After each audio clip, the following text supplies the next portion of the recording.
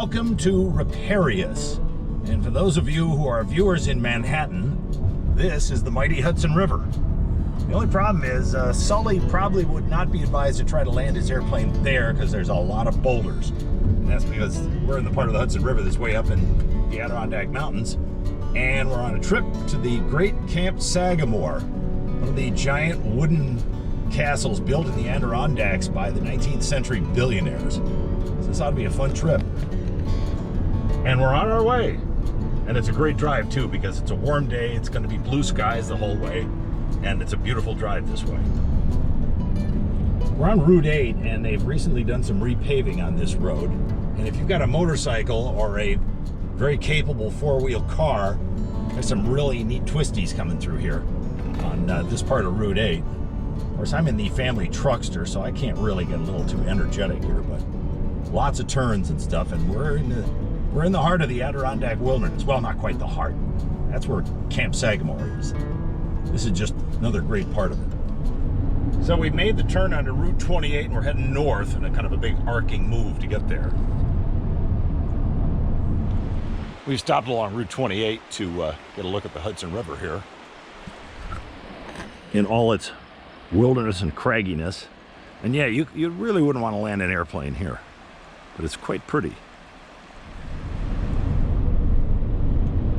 We're in Route 28 still between Indian Lake and Blue Mountain Lake, and it's an old windy road. This must have been an old logging road back in the day. And they didn't bother to try to straighten it out to interstate highway standards, but we're definitely in some wilderness areas here. If you went a half a mile on each side of the road, you would be permanently lost. And this is Blue Mountain Lake. Just spectacular views up here, and the air is, it's 90 to 100 degrees down on the mid-Atlantic, but we're in the low 80s up here, and the humidity is pretty low. And this is why people fled up here and built these cabins, because in the pre-air conditioning days, this is the way you could get away from it. Beautiful lake. Well, we've arrived at Racket Lake, and there it is in all its glory. Too bad I have to go flying by it so quick. We're actually now, it's the smoothest pavement we've been on for the last 20 miles. I sort of have a question. New York, what are you doing with the gas tax money? Because the roads behind us were beat up. Okay, when they say pavement ends, they mean it. Because basically we're on a dirt road going into the Great Camp Sagamore. Now, think about this for a second. This is a long drive. This is about an hour and a half for us. And think about this 120 years ago, and the people who built this were getting in here. Getting up here was an arduous kind of a thing. These people really prized their privacy because we've been at it on this horrible dirt road for quite a long time.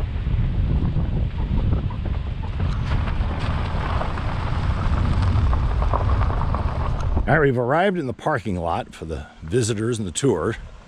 And the one reality of being here is in the Adirondacks, especially the high peaks area, is it's buggy. And you've got to wear either long pants or put the bug spray on, and don't fool around with it. And here's the entrance, or at least the entrance building. So we're in the worker bee complex here. This is where all the caretakers and craftsmen and stuff lived when they built the place, because it took a lot of people to keep it running. Built between 1895 and 1897, and they deliberately picked as far away from everything as they could. All designing themselves and whatever material they needed. Probably one of the carriage sheds. And then maybe leaving, they would charge these sports to show them around. These things I can hang around there. Any other questions you guys might have? Have it shipped in, so it was all made within this place. It's the blacksmith shop. The horseshoes were made. A lot of the chandeliers that you see in the buildings were made here. And so they were self-sufficient. They had to make their own materials. So before you hate Alfred Vanderbilt too much, he met his demise at age 37 on the Lusitania. Sank in 18 minutes from a German torpedo.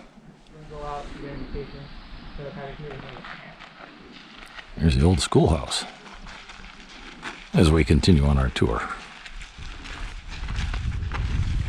The school was primarily for the workers who kept the place going. Here's a building that was added later called the Wigwam. As if one big house weren't enough. Here's the view of the creek from the Wigwam porch.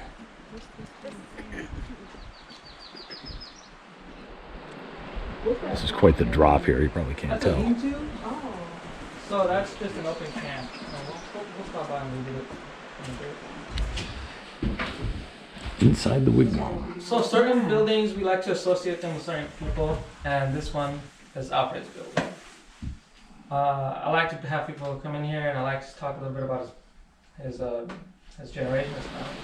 We're below the Wigwam at looks like a lean-to.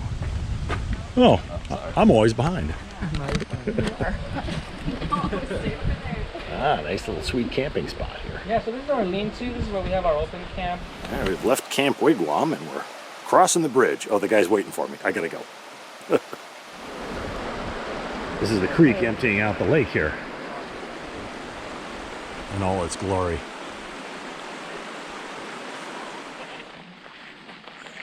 These are the Vanderbilt kids' playhouses, which apparently were built in the 1930s. And it's a nice little playhouse. And here we are at the main house.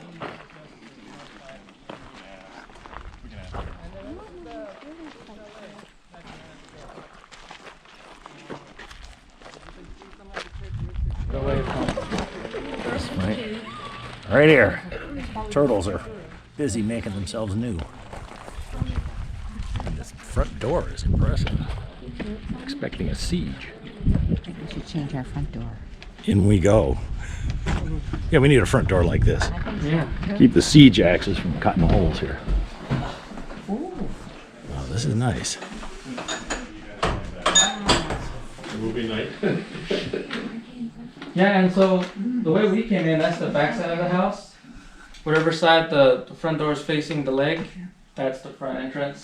So we came in from the back. So here we're out front facing the lake. And of course, you got the lake view to go with it.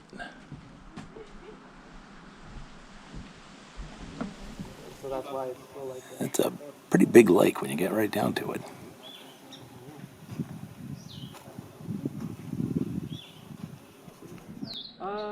I believe so. So if you look carefully at the lakeside end of the house, the balcony is kind of leaning. It looks like they've got it propped up. Is there something down in that bottom? So the kitchen and dining facilities of the main house apparently are separate. They're over here. And we're going in. So this big area was the guest dining room for anybody that showed up. And the Vanderbilts ate over in the corner over there. And that's just a mirror image of Durant's original dining room, as you can see here as well. So here's one of the life lessons that I draw from this. You can build an empire, but the reality is you're only renting for just a little while. And we're coming up on the casino building. If you're in the wilderness, you still want to lose your money somehow. Yep, I got locked out. I can break through this medieval door here again. All right. It's just me.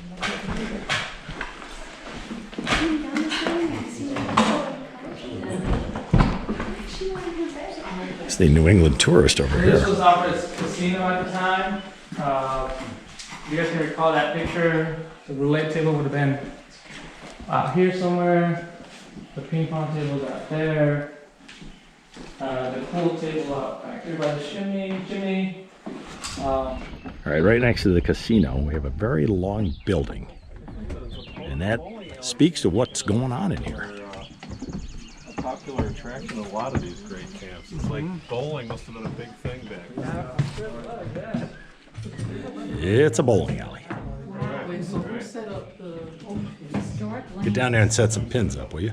Okay, we're actually going to use it. We're actually going to use it. Oh. Why don't you go? Oh well. Oh, gutter ball. Nice try. Hey, look. At least he look on doesn't have to reset the pins. yeah, look on the bright side. No pin resetting. Okay, here comes the ball.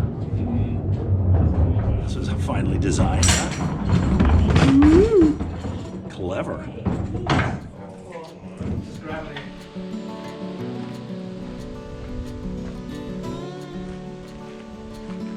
With Margaret. The final stop here.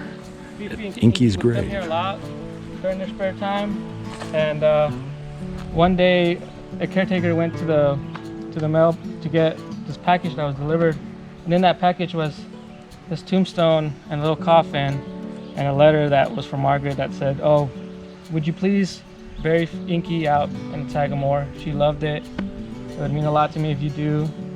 So Margaret said yes, and she had Inky buried out here in this. So that's the end of our little trip here to the Great Camp Sagamore.